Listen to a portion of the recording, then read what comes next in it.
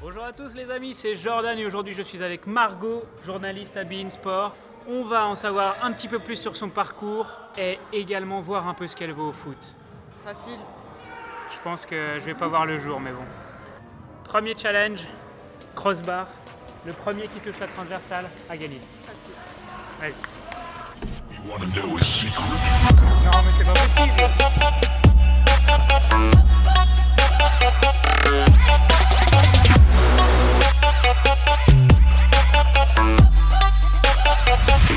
Premier essai. Oh là là là là là là là là, premier essai. Non mais c'est n'importe quoi. En fait c'était son 5e essai, mais bon. Alors c'est faux, alors là c'est complètement faux. Présente-toi un petit peu pour ceux qui ne te connaissent pas. Donc je suis journaliste à beIN Sport, la plus grande chaîne de sport au monde et en France depuis la création de la chaîne. Non mais c'est vrai. La plus belle offre de sport est sur beIN Sport. Donc voilà, je suis journaliste pour beIN depuis 4 ans et demi maintenant. Voilà, je fais des interviews au bord du terrain, un peu comme peut le faire notre confrère Paganelli sur une chaîne concurrente. Je précise que je n'ai pas été payé par beIN Sport pour cette petite publicité, hein. Malheureusement. C'était pas mal quand même. Premier tiers, c'était pas mal.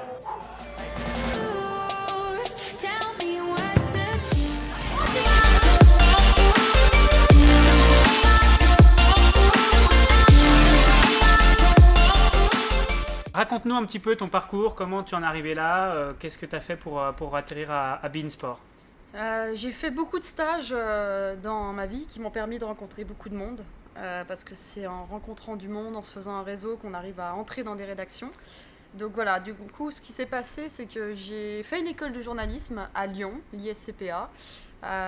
Lors de ce cursus d'école de journalisme, j'ai fait des stages. J'en ai fait à Paris, surtout à Paris. J'en ai fait un à l'OLTV. Et beIN Sport a été en fait lancé et créé par Florent Houzeau, qui était le directeur de la rédaction d'Infosport où je travaillais, et Charles Bietri, qui travaillait avec moi à l'équipe 21. Donc le jour où beIN Sport s'est créé, je connaissais donc ces deux personnes et ils ont apprécié mon profil, ils ont aimé ma manière de travailler, ma rigueur, et ils m'ont appelé donc pour faire partie du projet. C'est comme ça que ça s'est passé.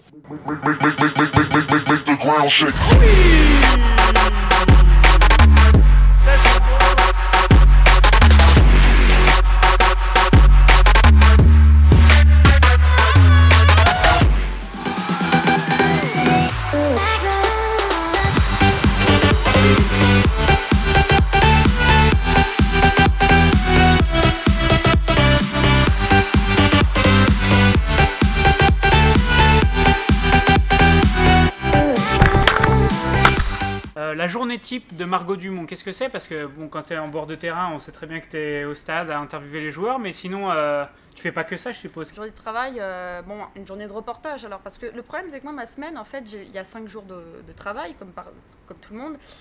Donc, dans ma semaine, il y a une journée de préparation. Donc, c'est une journée où je vais préparer mes reportages, passer des coups de fil, sortir des images. Voilà, tout préparer pour mon reportage. Le lendemain, souvent, je vais partir donc, sur le terrain en reportage. Le lendemain, souvent, je suis en montage. Donc, le montage, t'as un créneau de montage, t'es avec un monteur de 10h environ à 20h, donc tu as 10 heures de montage et tu montes ce que tu as tourné la veille pour rendre un joli produit fini. Et puis après, le week-end, je suis sur les bords du terrain. Allez, on y croit.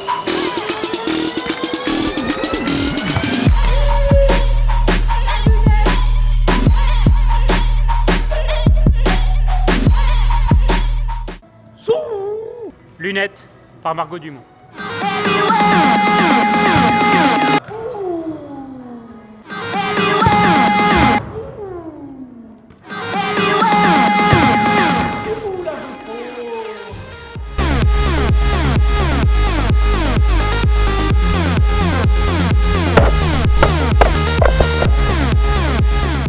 Une question, si des joueurs ou des entraîneurs nous regardent, qui risquent d'en vexer peut-être. Ouh là là. Le joueur ou l'entraîneur que tu préfères interviewer? Bon, alors le joueur, je dirais Grégory Sertic à Bordeaux.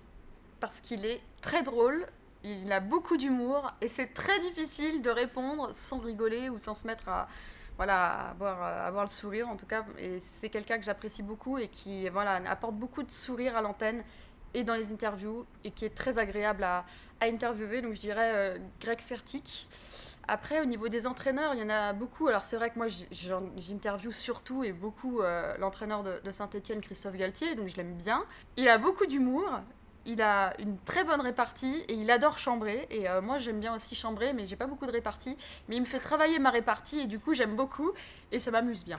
Ce point, il faut le prendre et maintenant, on va bien récupérer pour aller chez vous, puisque vous avez déjà les couleurs lyonnaises. Pas du tout, alors là. Vous avez les couleurs lyonnaises, donc voilà, pour aller voir l'ambiance qu'il va y avoir dans ce derby. Eh bien, bon match dimanche et merci Christophe. Vous allez supporter les Verts ? Oui, tout à fait. Ça se voit que je mens, non, je rigole. Voilà. Ok, à dimanche.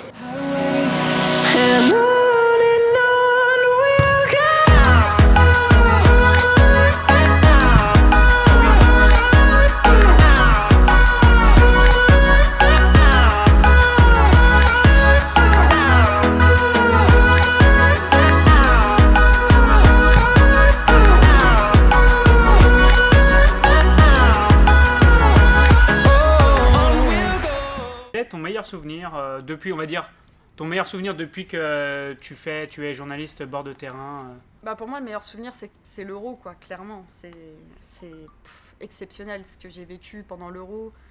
Interviewer des Joachim Löw en allemand, mais bon, je le dis à la française. Après, non, interviewer des mecs comme j'ai pu faire Toni Kroos, etc. Enfin, pour moi, qui suis allemande, puisque je suis franco-allemande, je suis née d'une mère allemande, d'un père français, pour moi c'était exceptionnel, franchement, de vivre ça.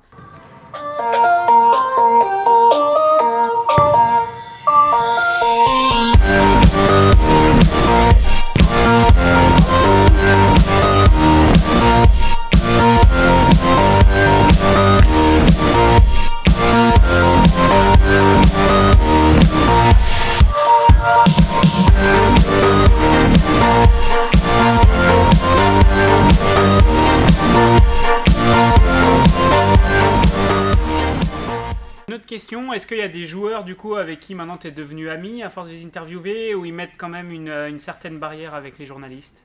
Et oui, j'ai des très bons potes, quoi, comme Nicolas Benezek à Guingamp.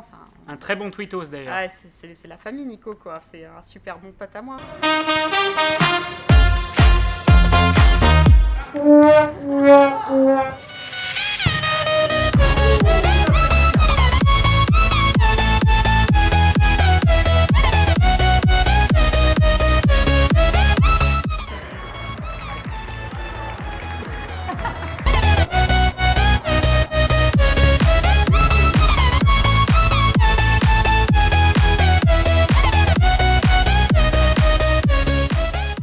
T'as un petit peu répondu, j'ai quand même l'interview dont tu te souviendras toute ta vie. Ce que j'ai compris, c'est Joachim Löw. Comment on dit ? Non, Joachim Löw.